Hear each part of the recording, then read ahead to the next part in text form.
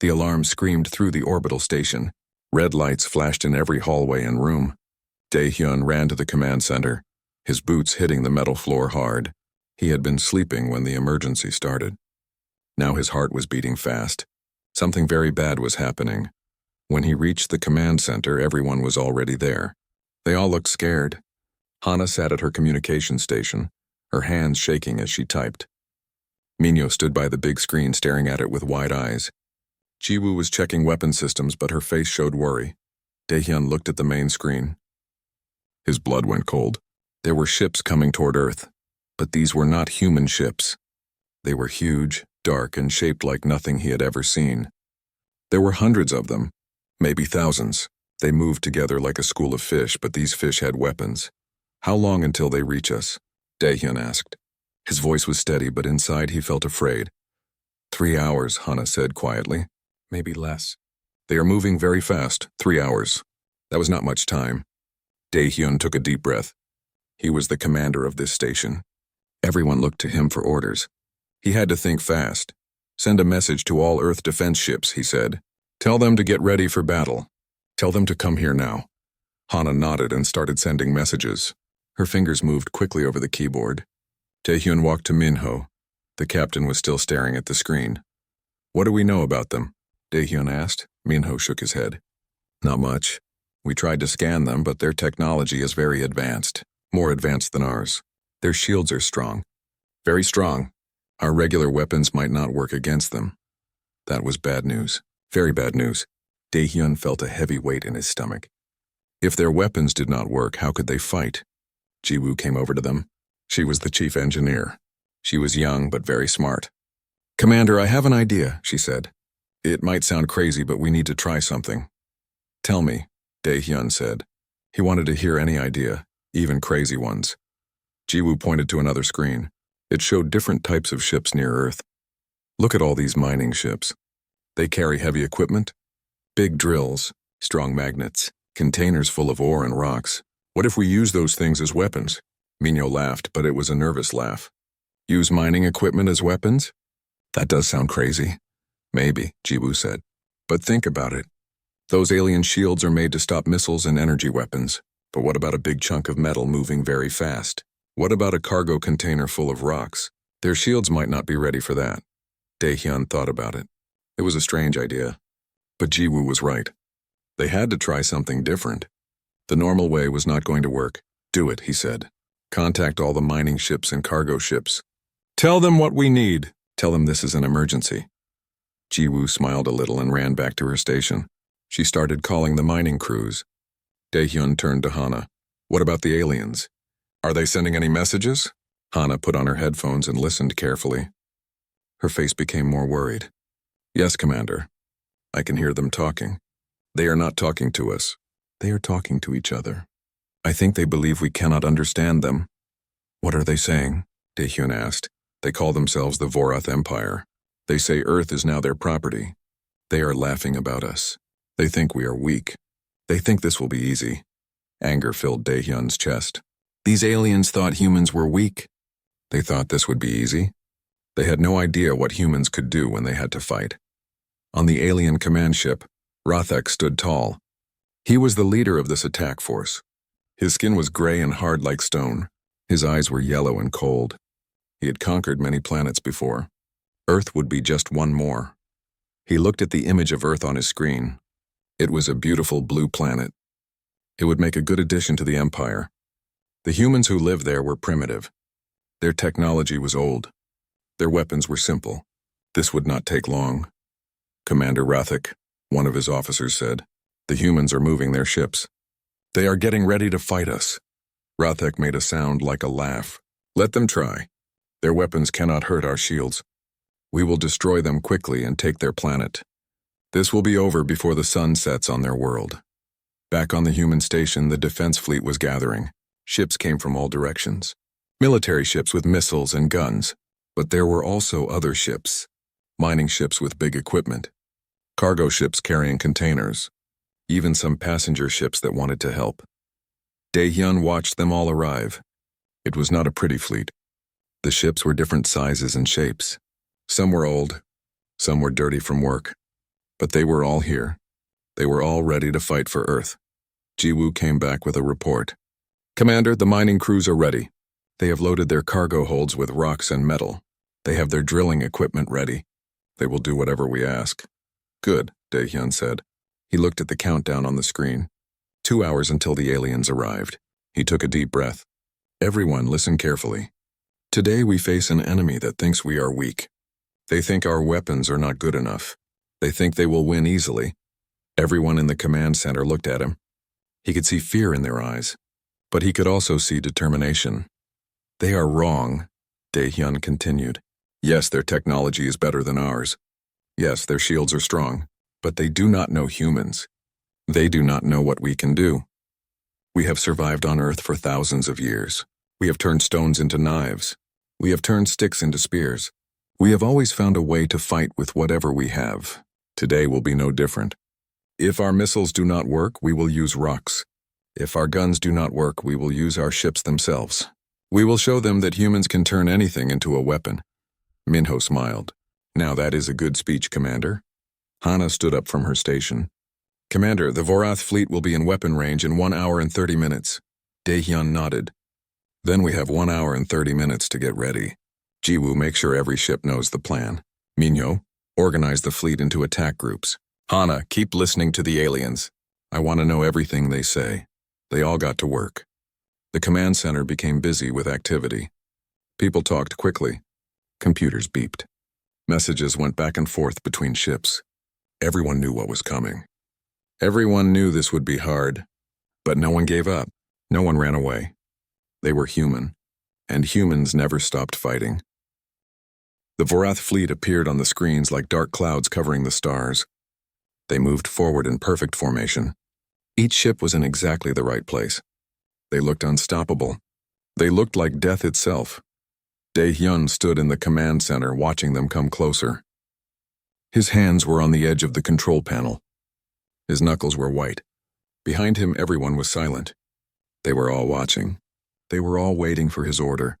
Hana, can you still hear their communications? He asked. Yes, Commander. They are laughing. They think this is entertainment. They are betting on how long we will last. Most of them say less than 10 minutes. Daehyun felt anger again, but he pushed it down. Anger could wait. Right now, he needed to think clearly. Jiwoo, are the mining ships in position? Yes, Commander, Jiwoo said from her station. All mining vessels are ready. The ore haulers are loaded with rocks and metal pieces. The drilling ships have their equipment active. The cargo ships are full of fuel containers and explosive materials. Everyone is waiting for your signal. Good. Tell them to stay behind our military ships until I give the order. Make it look like they are trying to hide. Minho looked at him with a question in his eyes. You want them to think the cargo ships are afraid? Yes, Daehyun said. Let them think we are using our military ships to protect civilian vessels. Let them think the civilians are running away. Then, when they are not paying attention, we hit them with everything we have. Minho smiled. Sneaky, I like it. The Vorath fleet came closer. Now they were close enough to see details on the screens. Their ships were massive. Each one was bigger than 10 human ships put together. They had weapons on every side. They glowed with energy. They are charging weapons, Minho reported. Preparing to fire. All military ships fire missiles, Daehyun ordered. The human military ships launched their missiles. Hundreds of them flew through space toward the Vorath fleet. They left white trails behind them. It looked beautiful and terrible at the same time. The missiles hit the Vorath shields. There were bright flashes of light. Explosions bloomed in space like flowers. But when the light faded, the Vorath ships were still there. Their shields had stopped everything. Not even one missile got through. As expected, Daehyun said quietly. Now let them think they have won. All military ships fall back. Make it look like retreat. The human military ships turned and started moving away from the Vorath fleet. They moved quickly like they were running away in fear. On the Vorath command ship, Rothek watched the humans run. He made that laughing sound again. See, I told you. They are weak. They tried their weapons and failed. Now they run like frightened animals. Pursue them. Destroy them all. The Vorath fleet moved forward faster. They chased the human military ships. They were so focused on the running ships that they did not pay attention to the cargo vessels and mining ships behind them. Daehyun watched his screen carefully. The Vorath ships were getting farther from their tight formation. They were spreading out to chase different human ships. Perfect, Jiwoo, now, he shouted. Jiwoo pressed buttons on her control panel. All mining ships execute attack pattern Alpha. All cargo ships engage. The mining ships that had been hiding suddenly turned. Their engines burned bright as they accelerated. The ore haulers, huge ships designed to carry tons of rock from asteroids, aimed themselves at the Vorath fleet. They were not fast ships, but they were heavy, very heavy. The first ore hauler hit a Vorath destroyer. The Vorath shields tried to stop it, but this was not a missile. This was a ship full of solid rock moving at high speed. The shields flickered and failed. The ore hauler crashed into the destroyer's side. Metal screamed. The destroyer broke in half. More ore haulers slammed into Vorath ships. Some opened their cargo holds and released tons of rocks and metal pieces. The debris flew through space like bullets. The Vorath shields could stop energy weapons and missiles, but they were not designed for thousands of pieces of metal and rock. The debris punched through shields and tore into ship hulls. Yes, Minho shouted. It is working. The cargo ships joined the attack. Captain Tae-yang piloted his freighter directly toward a Vorath cruiser. His ship was full of fuel containers and explosive materials. His crew had already evacuated in escape pods. This is for Earth, Tae-yang said into his radio. Then he crashed his ship into the Vorath cruiser and triggered the explosives. The explosion was enormous. It was so bright that everyone in the command center had to look away.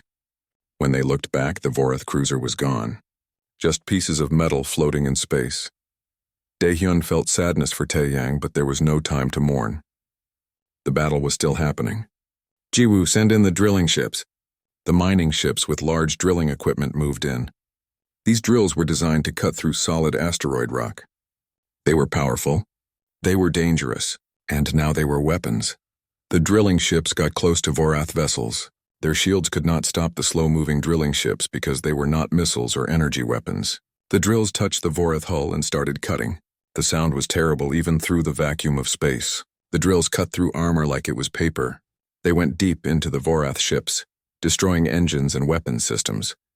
Lieutenant Sujin was on one of the military ships. She had an idea. Commander, I'm releasing our maintenance drones. Maybe they can help. Do it, Daehyun said. Sujin opened the drone bays on her ship. Hundreds of small maintenance drones flew out. These were simple machines used to repair ships and clean hull damage. But Sujin had reprogrammed them. She had given them new instructions. The drones swarmed toward Vorath fighters. There were so many drones that they looked like a cloud. When they reached the fighters, they attached themselves to the ships. Then they started sending out electromagnetic pulses. The pulses jammed the Vorath sensors and communications. The fighters could not see. They could not talk to each other. They flew blind, crashing into each other. On the Vorath command ship, Rathek was screaming. What is happening? How are they doing this? These are not weapons. These are mining tools and cargo ships. His officers had no answers. They had never seen anything like this. Their database had information about thousands of species and millions of weapons, but there was nothing about enemies who turned civilian equipment into weapons. Pull back, Rathek ordered. Reform the fleet. Get away from those ships. But it was too late. The Vorath fleet was scattered and confused. Human ships were everywhere, attacking with things that should not be weapons. More cargo ships exploded themselves against Vorath vessels. More drilling ships cut through armor. More drones jammed systems. Hana was listening to the Vorath communications. Her eyes were wide. Commander, they are panicking. They do not understand what is happening. They are confused and scared. Good, Daehyun said. Let them be scared. Hana, send them a message. Tell them this is just the beginning.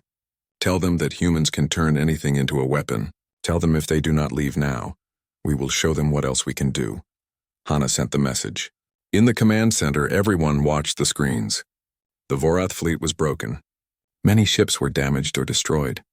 The perfect formation was gone. They looked weak now. They looked afraid. Minho laughed. They thought it would be easy. They thought we were weak. Look at them now. Jiwoo was smiling too. We did it. The plan worked. But Daehyun did not celebrate yet. The battle is not over. They still have many ships. Stay focused. Be ready for their next move. He was right. The Vorath were not finished. But now they knew the truth. Humans were not weak. Humans were dangerous. and in human hands anything could become a weapon. While the space battle continued above, the Vorath sent landing ships to the moon. They wanted to capture the lunar colony. The colony was important. It had resources and thousands of people. If the Vorath could take it, they would have a strong position. Major Hyun-woo commanded the defense forces on the moon. He stood on the surface in his combat suit, watching the alien ships descend. Behind him were soldiers, but not many. Most of Earth's military was in space fighting the main fleet. Hyun-woo had maybe 200 soldiers. The Vorath were sending thousands. "We do not have enough weapons," his lieutenant said. "We cannot win against so many." Hyun-woo looked around the colony. There were buildings for living and working. There were warehouses full of equipment. There was a construction site where workers had been building new sections. Large construction mechs stood silent, waiting for crews that had evacuated. "We do not need conventional weapons," Hyun-woo said. "Look around you. Everything here can be a weapon if we use it right. Get the construction mechs running. Get the welding equipment. Get the drilling tools. We are going to show these aliens how humans fight." The soldiers ran to follow his orders. They climbed into construction mechs designed for building, not fighting.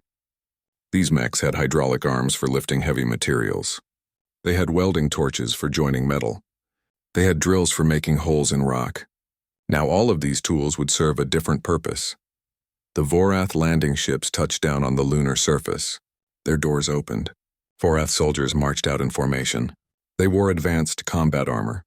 They carried energy weapons. They expected to face a weak, scared enemy. What they found was Major Hyun-woo charging at them in a construction mech. The mech's hydraulic arm swung like a giant hammer. It hit the first Vorath soldier and sent him flying across the moon's surface. The welding torch in the other arm burned bright. Hyun-woo used it like a sword, cutting through Vorath armor. More construction mechs joined the fight. They grabbed Vorath soldiers with their hydraulic claws and threw them. They used drilling tools to break through alien shields. They welded Vorath weapons shut so they could not fire. It was chaos, but it was working. Inside the medical center, Dr. Yoonji watched the battle on monitors. She was a scientist, not a soldier, but she wanted to help. She had been working on medical nanobots designed to heal injuries and fight disease. These tiny robots could enter a person's body and repair damage from inside. Now Yoonji had an idea. If the nanobots could heal, maybe they could also harm. She sat at her computer and started reprogramming. Her fingers moved fast across the keyboard. She changed the nanobots' instructions. Instead of repairing human cells, they would now target the electronic systems in Vorath combat suits. When she finished, she loaded the nanobots into small containers. "Major Hyun-woo," she called on the radio. "I have something that might help. I need someone to spread these near the Vorath soldiers." "What are they?" Hyun-woo asked while dodging enemy fire. "Medical nanobots, but I reprogrammed them. They will attack the Vorath suit systems. Without their suits, the Vorath cannot survive on the moon's surface." Hyun-woo smiled inside his helmet. "Brilliant. I am sending someone to get them." A soldier ran to the medical center, grabbed the containers, and ran back out. Using a construction mech, he threw the containers into the middle of the Vorath forces. The containers broke open and released millions of tiny nanobots. The nanobots were so small that the Vorath did not see them. The nanobots floated through the moon's thin atmosphere and landed on Vorath combat suits. Then the nanobots went to work. They entered the suits through small gaps and seams. They found electronic circuits and started dismantling them. Within minutes, Vorath soldiers found their suits failing. Their weapons stopped working. Their life support systems shut down. Their shields disappeared. Without their suits, they could not survive the moon's environment. They had to retreat to their ships. Back on Earth, in a small room filled with computers, a teenager named Young-soo was watching the news about the invasion. He was scared like everyone else. But Young-soo was not ordinary. He was a hacker. A very good one. He had built his gaming computer himself using the best parts. He used it to play games and sometimes to hack into systems just to prove he could. Now Young-soo had an idea. If the Vorath used technology, maybe he could hack it. He started working on his computer, trying to find Vorath systems. It was hard. Their technology was very different from human technology. But Young-soo was patient and smart. After hours of work, he found something. The Vorath were using communication satellites in orbit. These satellites were helping their ships talk to each other. Young-soo smiled. He could work with this. He started writing code to disrupt the satellite signals. He used techniques he had learned from hacking games and entertainment systems. He modified everything to work on alien technology. Finally, he pressed enter. His hack started working. The Vorath communication satellites began sending wrong information. Ships received false coordinates. Weapon systems got confused. Some Vorath ships started shooting at empty space, thinking enemies were there. A teenage boy with a gaming computer had just confused an entire alien fleet. All over Earth and in human colonies, people were fighting back with whatever they had. A chef in a space station kitchen threw boiling oil on Vorath soldiers who tried to enter. The hot oil got into their suit joints and damaged their armor. A teacher used chemicals from a school science lab to create smoke bombs that confused Vorath sensors. Athletes threw heavy sports equipment at Vorath drones, knocking them out of the sky. In one colony, a musician found that certain sound frequencies hurt Vorath ears. She used her electronic music equipment to broadcast these sounds. Vorath soldiers dropped their weapons and covered their ears, unable to fight. In another place, construction workers used their tools to build traps and barriers. They used concrete mixers to create sticky substances that caught Vorath soldiers like glue. A scientist named Nari was studying the Vorath shields. She worked in a laboratory on a space station. She had access to many different types of equipment. While testing the shields, she made an important discovery. The Vorath shields were designed to stop specific types of attacks. They could block missiles, lasers, and explosions. But they had a weakness. The shields worked by analyzing incoming threats and creating a defense. But if the threat changed frequencies very quickly, the shields could not adapt fast enough. Nari got excited. She knew exactly how to use this information. She grabbed the radio equipment in her lab. This equipment could broadcast on many different frequencies. She modified it to change frequencies hundreds of times per second. Then she contacted Daehyun. "Commander, I found a way to weaken their shields. If we broadcast rapidly changing radio frequencies at them, their shields will fail." Daehyun's voice came back immediately. "Can we do this from our ships?" "Yes, any ship with communication equipment can do it. Even civilian ships, even personal radios." "Send me the instructions," Daehyun said. "Send them to all ships now." Within minutes, every human ship began broadcasting the frequency pattern Nari had discovered. The effect was immediate. Vorath shields started flickering. They turned on and off rapidly. Some shields failed completely. Now human weapons could hit Vorath ships directly. Missiles that had bounced off before now exploded against hulls. Energy weapons that had been useless now burned through armor. Rathek watched in horror as his fleet fell apart. Nothing made sense anymore. The humans were using medical equipment as weapons. They were hacking with gaming computers. They were disrupting shields with simple radio equipment. Everything the humans touched became dangerous. Everything became a weapon. "Retreat," Rathek ordered. "All ships retreat to the outer system. We need to regroup and analyze what is happening." The Vorath fleet began pulling back. They left damaged ships behind. They fled from an enemy they did not understand. An enemy that could turn anything into a weapon. An enemy that refused to fight the way they expected. On Earth and in the colonies, humans cheered. They had survived another attack. They had shown the Vorath that humans were not prey. They were predators, and in their hands everything was a weapon. The Vorath fleet regrouped at the edge of the solar system. Rathek sat in his command chair, his yellow eyes burning with anger and confusion. Around him, his officers were silent. They had never seen their commander like this. They had never seen the mighty Vorath Empire run from any enemy. "Report," Rathek said, his voice cold and hard. One officer stepped forward.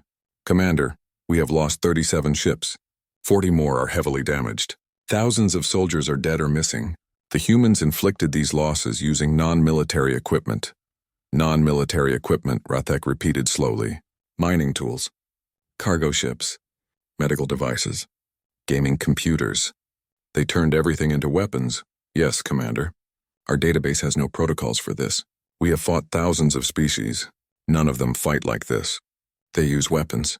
They follow rules of warfare. The humans have no rules. They see everything as a potential weapon." Rathek stood up from his chair. "Then we will teach them about rules. We will show them that their tricks will not save them. Prepare for a final assault. Use everything we have. Destroy them completely." On the human command station, Daehyun was also planning. The Vorath had retreated, but he knew they would come back. And when they did, they would be angry. They would be more careful. The tricks that worked before might not work again. "We need something bigger," he said to his team. "We hurt them, but we did not defeat them. They still have more ships than we do. They still have better technology. What else can we use?" Jiwoo looked at her screens. She'd been thinking about this problem for hours. "Commander, what about the asteroid belt? There are millions of rocks out there. Some of them are huge." Minho shook his head. "The asteroids are too far away, and they move slowly. The Vorath ships are fast. They could just avoid them." "Not if we change their course," Jiwoo said. "We have mining ships with powerful engines. We could attach engines to asteroids and push them. We could aim them at the Vorath fleet, turn the asteroids into giant missiles." Daehyun thought about it. It was dangerous. It would take time. But it could work. How long would it take to move asteroids into position? If we start now, maybe 2 days. We would need all available mining ships. And we would need people who know how to work with asteroids. "Do it," Daehyun ordered. "Contact all mining crews. Tell them what we need. And Jiwoo, I have another job for you. Remember those solar panel arrays on the outer stations? The ones that collect energy from the sun?" "Yes, Commander." "What about them?" "Solar panels collect light energy. Could we modify them to reflect energy? Turn them into mirrors that redirect the Vorath's own weapons back at them?" Jiwoo's eyes went wide. "That is brilliant. Yes, we could do that. It would take some engineering, but yes, we can turn their own power against them." While the mining crews worked on asteroids and engineers modified solar arrays, Minho had his own plan. He gathered all the pilots who flew racing ships. These ships were built for speed, not war. They were small, fast, and could change direction quickly. They were used for sport, not fighting. "I need volunteers," Minho said to the racing pilots. "The Vorath have big, powerful ships. But big ships are slow. They cannot turn quickly. Your racing ships can dance around them. You can lead them into traps. You can confuse them. Who wants to help?" Every pilot raised their hand. They were scared, but they were also brave. They wanted to protect their home. Among them was a young pilot named Shung Ho. He was only 19 years old. He had won many racing championships. Now he would use his skills in a real battle. "Good," Minho said with a smile. "We are going to turn a sport into warfare. The Vorath will never see it coming." 2 days passed. The humans worked without rest. Mining crews attached engines to dozens of large asteroids. Engineers modified solar arrays into giant reflective shields. Pilots practiced maneuvers. Soldiers prepared weapons. Everyone got ready for the final battle. Then the Vorath returned. This time they came in a different formation. They were more spread out. They were more careful. They had learned from their first defeat, but they had not learned enough. "Here they come," Hana said, watching her screens. Daehyun stood tall. "This is it. Everyone, to your positions. Jiwoo, are the asteroids ready?" "Ready, Commander." "Engines are online. We can launch them on your order." "Not yet.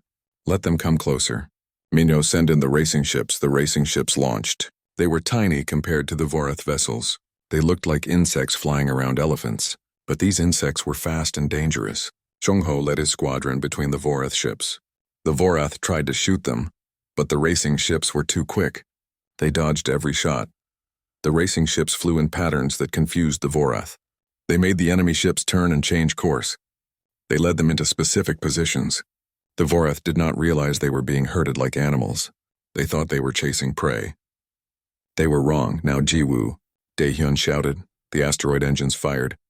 Dozens of massive rocks began moving toward the Vorath fleet. They accelerated slowly at first, then faster and faster. Each asteroid was as big as a mountain. They carried the force of millions of tons of rock. The Vorath saw them coming and tried to change course. But they were in the wrong positions. The racing ships had led them into a trap. They could not avoid the asteroids. The first one hit a Vorath cruiser head-on. The ship was crushed instantly. The second asteroid smashed through 3 ships at once. More asteroids came, each one destroying everything in its path. The Vorath fleet tried to shoot the asteroids, but rocks do not care about energy weapons.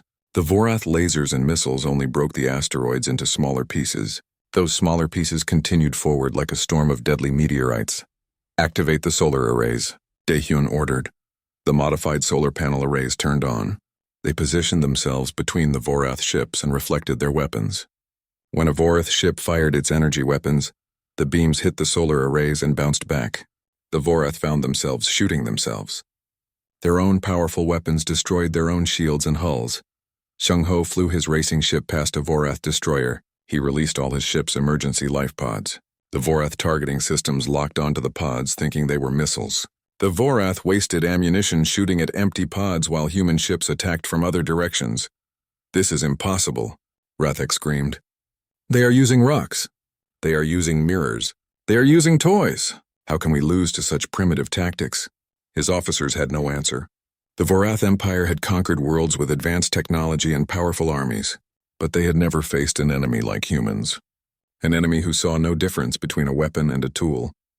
An enemy who could improvise and adapt. An enemy who refused to follow the rules of warfare. The Vorath fleet was broken.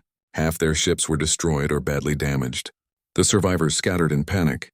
For the first time in their history, the Vorath Empire was defeated. Defeated by a species they had thought was primitive. Defeated by an enemy who turned everything into weapons. Commander Rathek, one of his officers, said quietly, "We must retreat. We cannot win this battle." Rathek looked at the screen showing his broken fleet. He looked at the image of Earth, that beautiful blue planet, that dangerous planet, that planet full of creatures who could weaponize anything. He realized the terrible truth. Humans were not prey. They were apex predators, and this was their territory. "Send the retreat order," Rathek said, his voice heavy with defeat. "And send a message to all Vorath forces. Tell them to avoid human space. Tell them humans are too dangerous. Tell them that in human hands anything can become a weapon." 3 weeks after the battle, the Vorath Empire's communication network lit up with warnings. Messages went to every Vorath colony, every military base, every ship in their vast empire. The message was simple but clear. Stay away from human space. Humans are dangerous. The warning spread beyond the Vorath. Other alien species heard about what happened at Earth. They listened to the Vorath survivors tell their stories. Stories about humans who turned mining equipment into weapons. Stories about humans who used asteroids as missiles. Stories about humans who could weaponize anything they touched. At first, other species did not believe it. How could a primitive species defeat the mighty Vorath Empire? The Vorath had conquered hundreds of worlds. They had advanced technology. They had powerful fleets. How could humans with simple tools beat them? But the evidence was clear. The Vorath fleet had retreated. They had suffered massive losses, and they refused to return to human space. Other species became curious. They sent scout ships to observe Earth from a safe distance. What they saw amazed and frightened them. On Earth, humans were celebrating their victory. But they were also preparing. They knew the universe was dangerous now. They knew other aliens might come. So they kept working. They kept turning ordinary things into weapons. They built defenses that would surprise any enemy. Dae-hyun received a message one day. It was not from another human. It was from an alien species called the Torvin. The Torvin were peaceful traders who traveled the galaxy. They had heard about humans and wanted to talk. A Torvin ship arrived at the edge of the solar system. It came alone with no weapons. It broadcast messages of peace. Dae-hyun agreed to meet with them on the orbital station. He was careful but curious. The Torvin representative was a tall, thin creature with blue skin and 4 arms. His name was difficult for humans to pronounce, so he said humans could call him Vel. Vel came aboard the station with 2 guards. He looked around nervously as if everything might suddenly become a weapon. "Welcome to our station," Dae-hyun said. "You wanted to talk?" Vel nodded. "Yes, we have heard stories about your species. Stories about how you defeated the Vorath. The whole galaxy is talking about it. Some species are afraid. Others are impressed. Many want to learn from you." "Learn what?" Dae-hyun asked. "Your way of fighting. Your improvisation. Your ability to turn anything into a weapon. Most species in the galaxy think in rigid ways. We have weapons for fighting. We have tools for working. We keep them separate. But humans see no difference. To humans, everything is a potential weapon." Dae-hyun thought about this. "I suppose that is true. We have always been that way. On Earth, we had to survive. Our planet was dangerous. We did not have natural armor or claws or venom. We only had our minds. So we learned to use everything around us. A rock becomes a hammer. A stick becomes a spear. A vine becomes a rope. We have been doing this for thousands of years." Vel listened carefully. "That is what makes you dangerous. And valuable. Some species want your help. They face threats but do not know how to fight like you do. Would humans be willing to teach? Daehyun considered this. Teaching other species could make humans valuable allies. It could also make Earth safer. If other species were friends with humans, they would protect Earth too. Maybe. We would need to discuss this with our governments. But I think humans would be willing to help peaceful species. After the meeting, Daehyun talked with his team. Ji-woo thought teaching others was a good idea. We could share our knowledge, help others defend themselves, make friends in the galaxy, Minho agreed. And if we teach others, they will remember that humans helped them. They will be grateful. They will be our friends, so it was decided. Earth would establish an academy, a place where humans could teach other species about improvisation warfare, about creative thinking, about seeing weapons in everything. Ji-woo volunteered to run the academy. She was perfect for the job. The first students arrived 6 months later. They came from different species across the galaxy. Some were soldiers, some were engineers, some were just curious. All of them wanted to learn the human way of fighting. Ji-woo stood in front of the first class. She looked at the diverse group of aliens. Some had scales, some had fur, some had shells. But they all looked at her with respect and curiosity. "Welcome," she said. "You are here to learn how humans fight. The first lesson is simple. A weapon is not an object. A weapon is a state of mind. Anything can be a weapon if you know how to use it." She picked up a simple pen from the desk. "This is a writing tool, but it can also be a weapon. You can stab with it. You can throw it. You can use it to trigger mechanisms from a safe distance. You can take it apart and use the pieces. The pen does not change. Only your perspective changes." The students watched in amazement. This way of thinking was completely new to them. They had spent their lives seeing objects as having one purpose. Now they were learning to see infinite possibilities. Meanwhile, the Galactic Council met to discuss humanity. The Council was a group of the most powerful species in the galaxy. They made decisions about trade, diplomacy, and war. Now they had to decide what to do about these strange new creatures called humans. "The humans are dangerous," one council member said. "They defeated the Vorath using primitive tactics. What will they do as they develop better technology?" Another council member disagreed. "The humans are creative. They are survivors. They did not attack anyone. They only defended their world." "That shows restraint," a third member spoke. "I propose we create a new classification. Humans are not a normal species. They come from what we call a death world, a planet where survival requires constant adaptation, a planet where everything is dangerous. This shaped their evolution. This made them see everything as a potential weapon. We should classify Earth as a special case," the council agreed. They created a new category in their database. Earth was listed as a Class 12 death world. Humans were listed as a species with no distinction between tools and weapons. A warning was attached to the entry. "Approach with caution. Do not threaten. These beings can weaponize anything." Back on Earth, Rathek's ship arrived. But this time he was not attacking. He came with a white flag. He came to surrender formally and discuss peace terms. Daehyun met him in the same room where he had met Vel. Rathek looked different now. He looked tired. He looked defeated. But he also looked respectful. "Commander Daehyun," Rathek said, "I come to formally surrender. The Vorath Empire acknowledges defeat. We will not attack human space again. We will tell all species to respect human territory." "Why are you here in person?" Daehyun asked. "You could have sent a message." Rathek made a sound like a sad laugh. "Because I needed to see it with my own eyes. I needed to understand how we lost. I have conquered many worlds, Commander. I have defeated many enemies, but I never faced anyone like humans. You do not have the strongest weapons. You do not have the best technology, but you have something more dangerous. You have creativity. You have adaptation. You have the ability to turn anything into a weapon. That is what evolution taught us," Daehyun said. "Survive or die. Adapt or perish. Use what you have or lose everything. Your planet made you into what you are," Rathek said. "A planet that forced you to weaponize everything just to survive. The Vorath evolved on an easy world. We developed technology because we had time and safety. But humans evolved on a world that tried to kill them every day. That is the difference. That is why we lost. Years passed. The story of humanity's victory spread across the galaxy. Earth became famous. Some species feared humans. Others admired them. Many wanted to be their friends. Human traders traveled to other worlds. Human engineers helped build new colonies. Human soldiers taught others how to fight creatively. Minho retired from active duty. He was older now, his hair turning gray. He wrote a book about the war against the Vorath. The book became popular across the galaxy. It was translated into hundreds of alien languages. The title was simple: Everything is a Weapon, The Human Way of War. In the book's final chapter, Minho wrote, "Humans did not win because we were strong. We did not win because we were smart. We won because we refused to see limits. When others saw a mining drill, we saw a weapon. When others saw a cargo ship, we saw a missile. When others saw medical equipment, we saw a tool for war. We won because in our hands absolutely anything can become a weapon if circumstances require it. This is our gift. This is our curse. This is what makes us human."